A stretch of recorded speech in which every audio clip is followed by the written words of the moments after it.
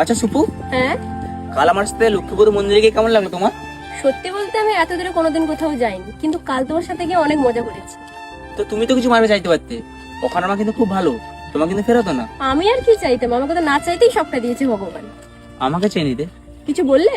না না, কিছু বলিনি তো। তো তুমি কি চাইলে মায়ের কাছে? আমি আমি না না না, বলো না, না হলে যেটা চেয়েছো সেটা আর পূরণ হবে না। তোমাকে এইসব কথা কে বলেছে? মা বলেছে।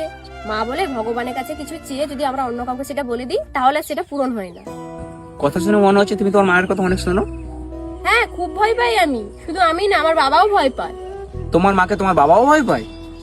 হ্যাঁ, খুব ভয় পায়। তুমি কাকে বেশি ভয় পাও, তোমার মাকে না বাবাকে?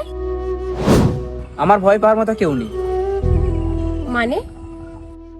সে অনেক কথা, পরে কখনো বলবো, আজ আসি। ঠিক আছে, বাই। আর হ্যাঁ, কাল ঠিক সেই জায়গায় দাঁড়িয়ে থাকবে যেখানে আমরা দেখা করেছিলাম। বাই।